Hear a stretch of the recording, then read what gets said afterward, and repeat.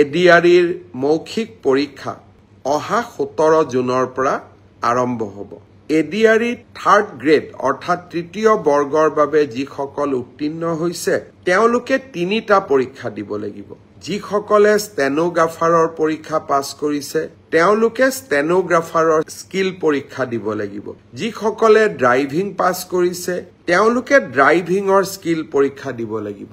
আৰু যিসকলে সাধাৰণ তৃতীয় বৰ্গত পাছ কৰিছে তেওঁলোকে কম্পিউটাৰৰ স্কিল পৰীক্ষা দিব লাগিব। আনহাতে চতুৰ্থ বৰ্গত যিসকলে পাছ কৰিছে অৰেল আৰু স্কিল টেষ্ট দুইটাকে একত্ৰিত কৰি এটা মৌখিক পৰীক্ষাত তেওঁলোকে বহিবৰ প্ৰয়োজনীয়তা আছে আৰু আপোনালোকে সেই পৰীক্ষাত বহিব লাগিব।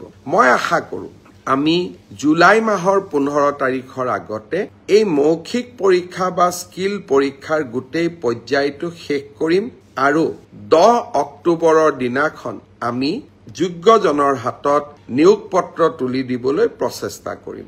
10 অক্টোবৰৰ দিনটোতে আমি post graduate teacher, graduate teacher, LP, এমিৰ শিক্ষক আৰু স্বাস্থ্য বিভাগৰ বিভিন্ন পৰীক্ষাত উত্তীৰ্ণ হোৱা আৰু এডিআৰিৰ পৰীক্ষাত উত্তীৰ্ণ হোৱা এই আটাইসকলকে একেলগে খানাপাৰা ফিল্ডলৈ মাতি আনি নিযুক্তি পত্ৰ আগবঢ়াম।